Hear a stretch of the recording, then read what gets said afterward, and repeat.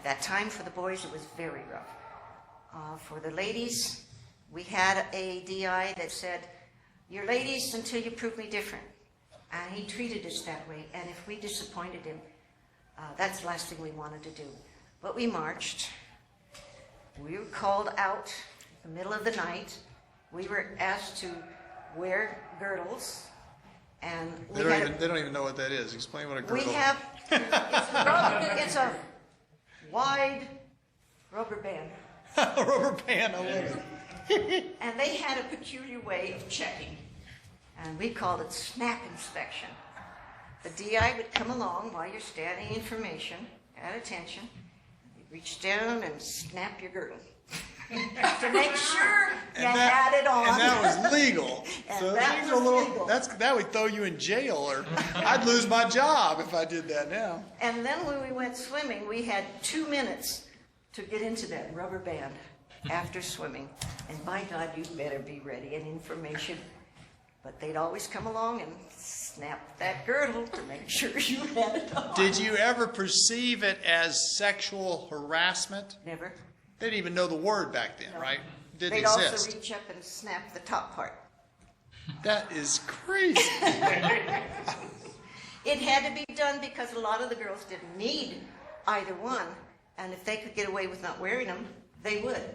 And we had these wonderful, wonderful PT suits that you looked like you were a peanut. They were beige and they were ruffled and they were gathered down here, so you actually looked like a peanut. Curvy. And we were required to do a lot of marching. We were required to do a lot of school. It was the marching that I liked best. We became very proficient, and when we were on the parade grounds, we won top platoon because we were so good at the marching. And one day they asked me to be the DI, and I walked them right into a wall.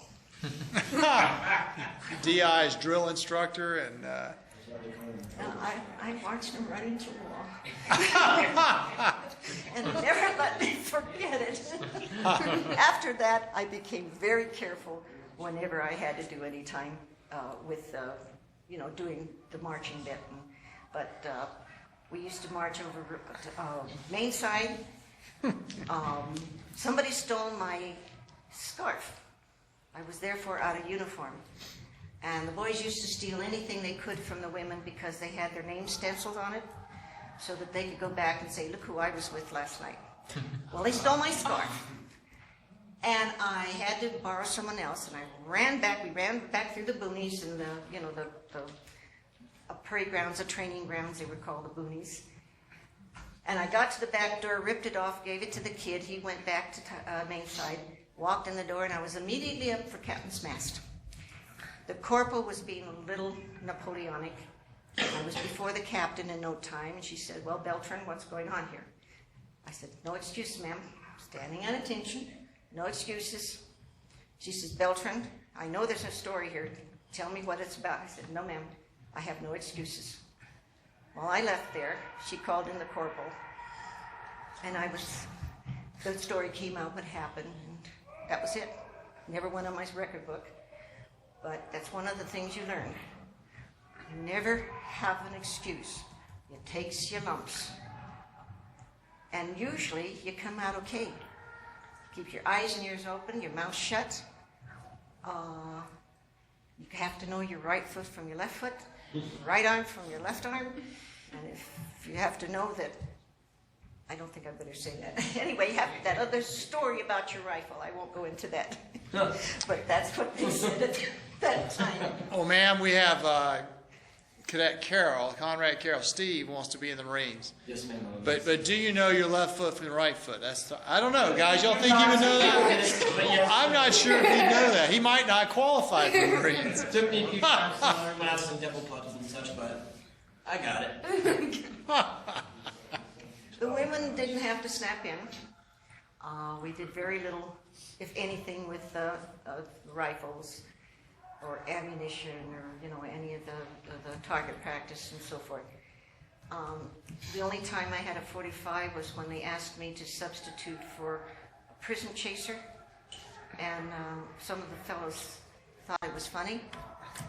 So I'm taking them along the road in Camp Pendleton, and they started making remarks, and so I told my prisoner to hit the deck, wrapped in my 45, held it in the air, and they all shut up.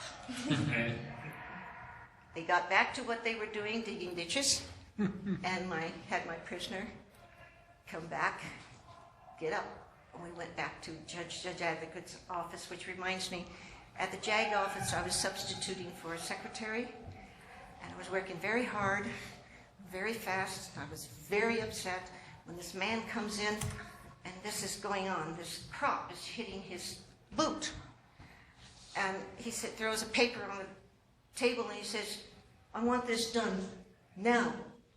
And I said, "Go to hell, can't you see I'm busy?" And I looked up, and it was Chesty Puller. Oh my God. Wow. Chesty Puller. And he hated women in the Marine Corps. He was a general, and a very, very, very famous general. You might have been one Medal of the of reasons Honor. he hated it.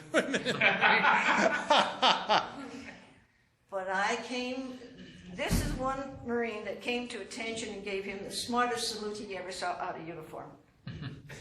Because Marines don't salute indoors. I didn't have my blouse on. I didn't have my cover on. I was in my shirt sleeve and my uniform. You know, when you're working, you don't stay in full uniform.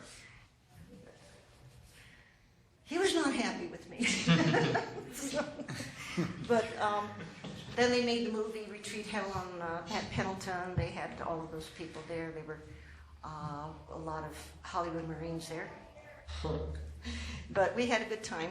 We stayed out of trouble. At least I did. They had a party down at the beach and wanted me to join them. I decided not to go. The MPs closed it up. So I stayed in the barracks. And when I was coming out of the barracks one day, I was just a corporal. A new young lady coming up the walk saluted me. She was fresh out of boot camp. And that was my first and only salute. And I'll never get another one. But that was kind of cute to realize that when you're fresh out of boot camp, you're carrying habits that they've drilled into you, so you can't help yourself. So I kind of made a suggestion to her that she didn't need to do that. She was out of boot camp, but I don't know how well it worked. You got saluted. That's Yeah. pretty good. That's pretty good. One day I was duty NCO, and everybody was supposed to clear the barracks because we were having inspection with a white glove and everything. And these two girls refused to get out of bed, these two Marines. So I walked over, stood between the barracks, reached down, grabbed their mattress, and lifted and dumped them. Well, we only had 15 minutes before the inspection started, so I had to get them out of there. So in 15 minutes, they fixed their racks, put everything away, got dressed, and off to their duty station. But that's how it is. You'll find that in the military, when they want you to move, you move. And they don't want it yesterday or tomorrow. They want it now. They can be rather rough about it. Some can, some aren't. But you take their lumps, whatever they're yelling or screaming at you, just remember one thing. What they're training you to be is a team. To always have the person next to you back, no matter what it is. And women have been learning this from after they stopped making typists out of us and started letting us do other things. And they will get pretty rough. But if you can handle it, if you can take this, you're going to survive in the service. Don't take it personally. It's just the way they train. It has nothing to do with your mind, your looks, your stature. It has to do with training you to be a team and being available to help your partner and, as they say, never leave your buddy behind. And when you get in the service, you will find these buddies become very important to you. And you can't seem to live later on in life without these fellows having your back. I find that I get along with the men very well because the Marine Corps League, it just is not a Lonely Hearts Club. It is a boys' club, and I must act accordingly. And I am one of the boys, so to speak. And there's none of this other stuff going on because I want to be with them. I want to be with my Marines. And there's no place else I could be with them, so I joined the Marine Corps League. And we have some ladies there. One from World War II, another from the Korean era, and another from the Vietnam era. And we're trying to get more ladies to join us. And we have a difficult time because they have the director of Women Marines. It's no longer Women Marines. It's now Marines. The adjective is lowercase women, uppercase Marines. And the girls overseas, there's an awful lot of them that are getting wounded. I'm trying to put out a page on our newsletter for just the women Marines, and I've been researching to find out how many women are wounded, how many men and women are getting medals, how many women are pilots in combat,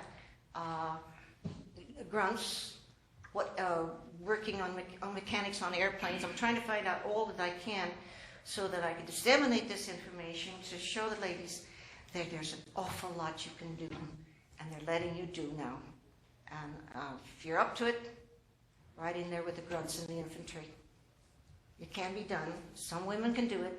Some women can't. You have to have that initial training from your childhood on up to know how to kill. I put 2 fellas in the hospital already. Any more questions? All right, thank you very much. Appreciate it.